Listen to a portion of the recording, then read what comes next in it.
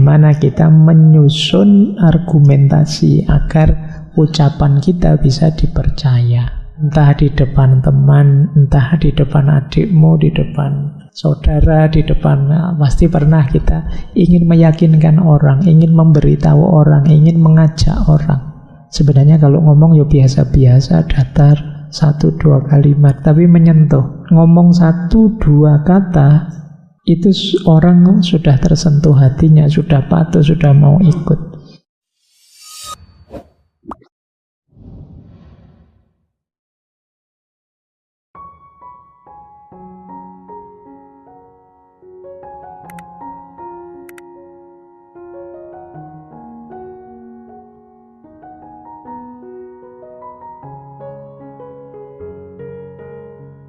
Kita sering menganggap bahwa isi itu lebih penting daripada bungkusnya. Orang Jawa itu punya logika wadah lan isi. Dua-duanya harus bersih, dua-duanya harus jernih. Jadi kalau ada salah satu yang rusak, yang kotor, ya semuanya akan rusak. Oke, malam hari ini kita ketemu lagi dengan beliau. Nama lengkap beliau Marcus Tullius Cicero. Sekarang kita belajar langsung ya, ini mulainya agak telat. Ada satu quote yang menurut saya menarik dari beliau. Kita dilahirkan tidak hanya untuk diri kita sendiri. Bahkan kalau dalam Islam kan ya kita lahir untuk alam semesta. Kita ini khalifatullah fil ard. Maka jangan egois. Jangan hanya mikir enaknya kita sendiri. Jangan hanya mikir menangnya kita sendiri. Jangan hanya mikir suksesnya kita sendiri. Apalagi kalau keenakan, kesuksesan, kenikmatan itu efeknya ke sekeliling kita, orang-orang selain kita itu negatif. Kita menang, tapi lebih banyak orang yang susah karena kita. Itu namanya kita mikir diri kita sendiri. Maka kata Cicero, kita dilahirkan tidak hanya untuk diri kita sendiri. Kata Cicero, kalau orator, orang yang menyampaikan kebenaran, memang ingin menyampaikan kebenaran, kebaikan, dia harusnya lebih dulu jadi orang benar, jadi orang baik. Jadi kuncinya kan di situ. Iya, kita mencari kebijaksanaan, belajar filsafat, menemukan kebenaran. Seperti Plato. Tapi kita juga harus bisa mengemasnya, menyampaikannya secara menarik. Seperti kaum sofis. Maka sekarang kita masuk ya retorika, ya bijaksana. Isinya kebijaksanaan dibungkus dengan retorika yang baik. Ini yang menurut saya berhubungan dengan retorika. Yang pertama, tentu saja isinya harus mantep. Isi mantep itu dari kita banyak membaca. Kata Cicero, ruangan tanpa buku itu ibarat tubuh tanpa jiwa. Nah ini berarti ya kalau bisa, kalau kalian misalnya punya rumah, di setiap ruangan itu beri satu sudut yang di situ ada bukunya. Kalau bisa itu.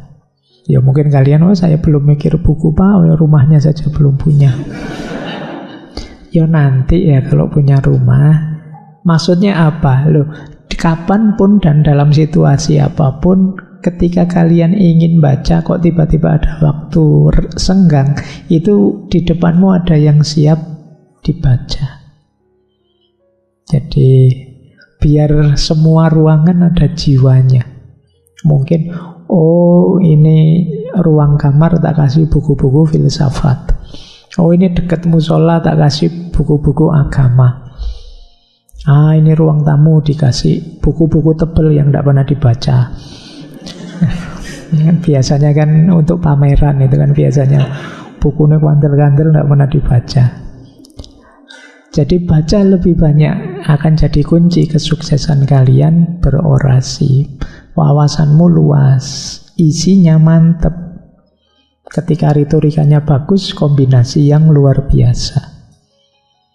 Yang kedua, belajar dari masa lalu. Belajarlah sejarah. Kata Cicero, tidak mengetahui apa yang terjadi sebelum engkau dilahirkan, berarti engkau tetap menjadi anak-anak. Karena apa gunanya nyawa manusia jika tidak dijalin ke dalam kehidupan nenek moyang kita berdasarkan catatan sejarah. Jadi ayo belajar sejarah. Biar apa? Biar tidak mengulang. Zaman kayak gini kok ngomong tema itu kuno, itu berarti kita tidak update. Maka yuk belajar juga dari masa lalu, biar kita bisa mengembangkan kalau itu bagus, biar kita bisa tidak mengulangi kalau itu buruk, biar kita bisa update terus. Itu kunci kedua. Kunci ketiga, tips ketiga, integritas. Integritas itu, kalau kita ngomong kebaikan, pastikan kita juga melakukannya atau akan melakukannya. Karena kalau tidak, orang tidak akan percaya kita. Kata Cicero, jika kita tidak malu untuk memikirkannya, maka kita tidak perlu malu untuk mengatakannya. Dan juga jangan malu untuk melakukannya. Ini namanya integritas. Tiap hari ngomong apa, melarang apa, ya kita harusnya melakukan itu atau tidak melakukan itu dulu. Ini namanya integritas. Yang keempat, jangan menutup diri. Terbukalah, mudahlah dihubungi, mudahlah diajak diskusi. Biar kita tahu yang dibutuhkan orang lain. Kita ini kan menyampaikan pada orang lain. Biar kita paham situasinya orang lain. Kata Cicero, kewenangan mereka yang mengajar seringkali menjadi kendala bagi mereka yang ingin belajar.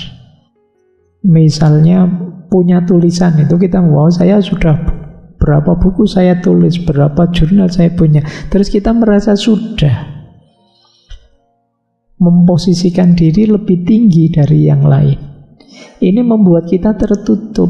Kita tidak nyambung lagi dengan yang lain-lain. Ketika kita tidak nyambung, kita tidak paham situasinya. Ketika kita tidak paham situasi, pilihan-pilihan argumen dalam berretorika tadi sulit nyari yang pas. Yang kelima, temukan solusi, bukan masalah.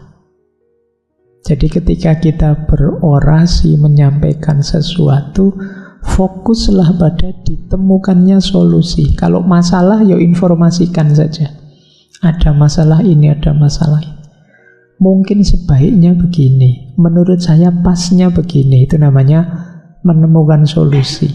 Kata Cicero, saya mengkritik dengan berkarya, bukan dengan mencari-cari kesalahan.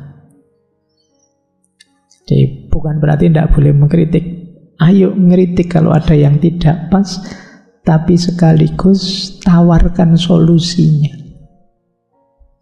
Kadang-kadang kan kita ini jual mahal. Kan saya yang ngeritik, solusinya cari sendirilah. Apa susahnya sih kalau kita memang tahu solusinya, sampaikan. Kalau tidak tahu ya tidak apa-apa. Saya untuk sementara bisanya hanya ngeritik sih. Kalau solusi yuk kita cari bareng-bareng. Ini kan menurut saya lebih positif. Saya belum bisa mencari solusi pasnya. Saya baru bisa mendeteksi problemnya. Ini lebih positif. Kalau bisa sekalian ini kritik saya. Solusinya yang pas menurut saya ini, yaitu lebih bagus. Lanjut. Jangan lupa belajar dari kesalahan. Kata Cicero, kita tidak boleh mengatakan semua kesalahan adalah kesalahan yang bodoh. Maksudnya apa?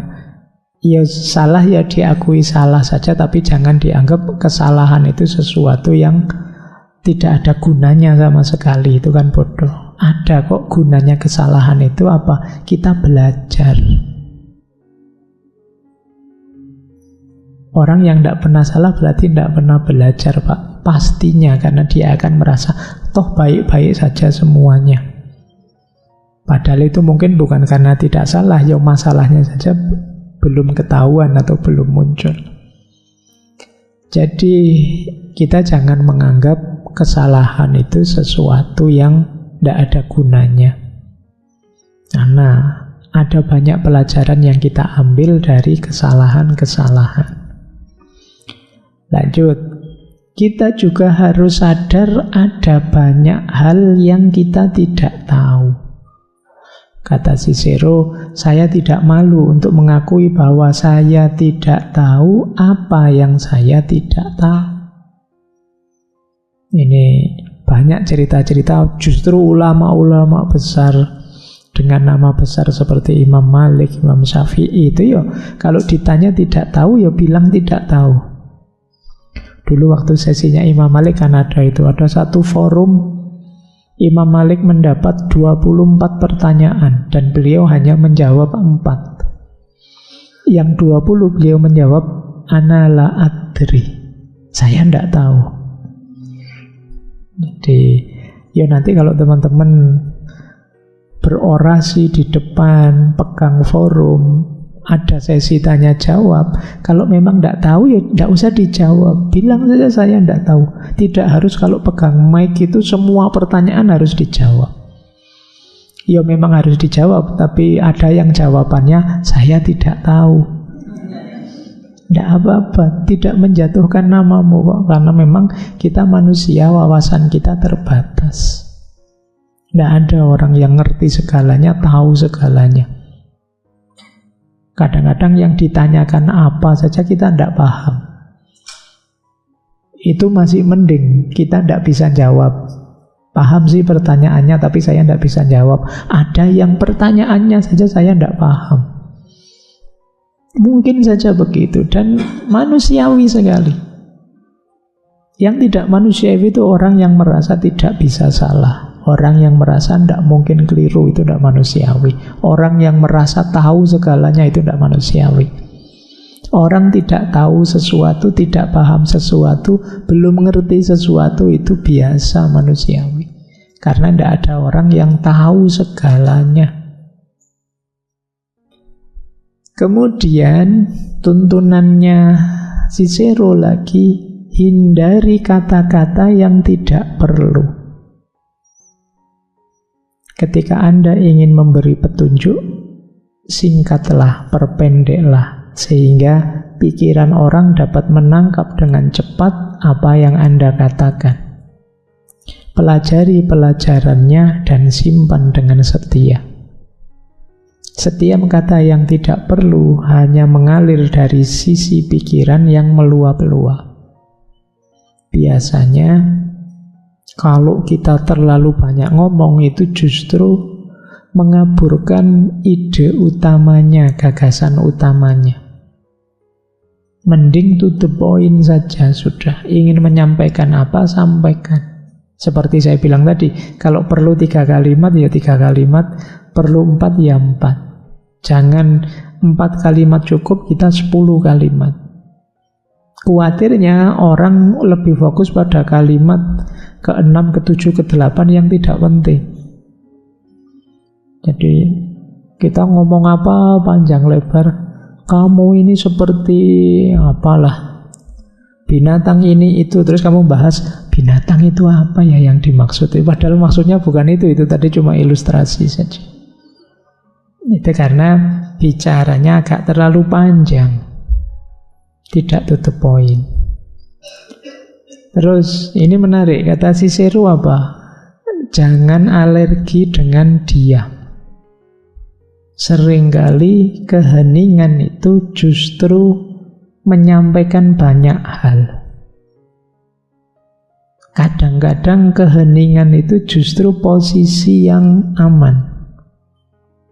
Kata Cicero, meski diam belum tentu merupakan sebuah pengakuan, namun juga bukan sebuah penyangkalan. Kamu seneng gak makan di angkringan depan sana itu? Terus kamu diam. Loh, itu kan gak bisa dibilang kamu bilang ya, dan juga gak bisa dibilang kamu bilang tidak. Diam itu kadang lebih taktis, lebih diplomatis, lebih aman. Jadi ada situasi seperti itu. Nah, kadang-kadang kediaman itu lebih merepotkan daripada kecerewetan. Boleh kamu cek, kok tiba-tiba temanmu cerewet, banyak omong, ala biasa pak, nanti kalau capek diam sendiri. Tapi begitu temanmu diam, diajak ngomong nggak jawab, dia nggak jawab, kamu kan lebih panik. Didiamkan lebih menyakitkan daripada dicereweti. Ini kata Cicero, keheningan itu mengungkap banyak hal. Pintar-pintarlah membaca, memahami apa yang tidak disampaikan. Biasanya orang bicara itu di balik yang tidak dikatakan itu ada banyak kata-kata. Nah, ini pinter-pintermu meraihnya. Yang terakhir, jangan lupa persuasi itu suksesnya adalah ketika kita bisa mengajak orang, mempengaruhi orang, menggerakkan orang. Kalau sukses, itulah kemenangan. Kata Cicero, mengajar orang adalah kebutuhan. Menggembirakan orang adalah kegembiraan itu sendiri. Dan membujuk orang adalah kemenangan. Jadilah orang yang pintar berretorika sehingga kamu bisa mengajak orang lain, membujuk orang lain. Itulah kemenangan yang sejati.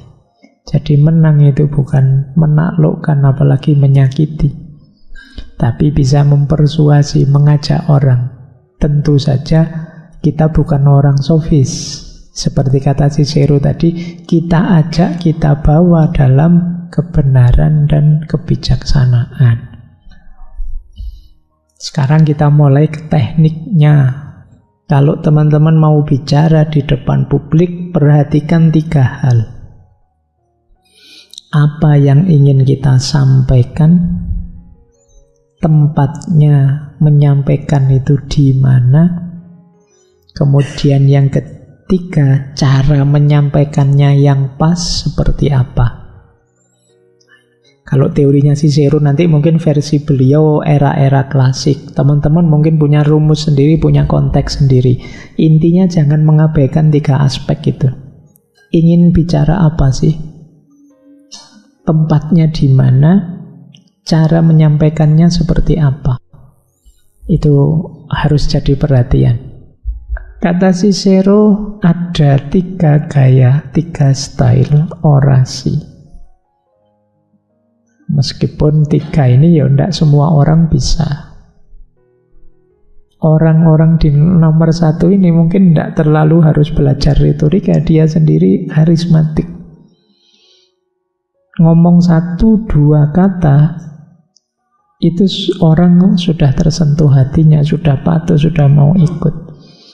Ini yang disebut pembicara yang agung. Mungkin kalian punya guru, punya ulama, punya kiai yang sebenarnya kalau ngomong ya biasa-biasa, datar, 1-2 kalimat, tapi menyentuh.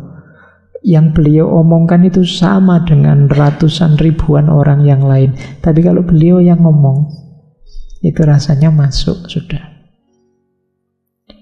Yang kedua,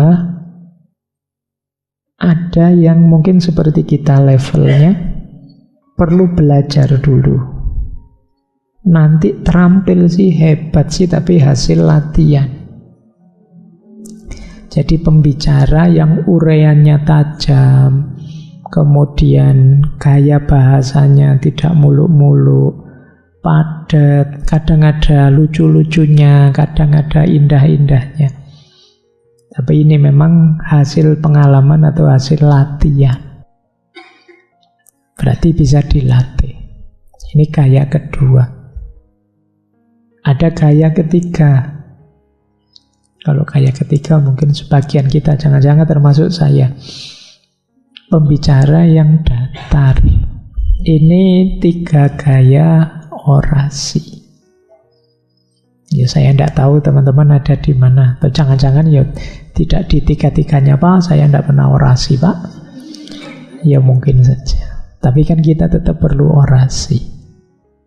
Entah di depan teman, entah di depan adikmu, di depan saudara, di depan, pasti pernah kita ingin meyakinkan orang, ingin memberitahu orang, ingin mengajak orang.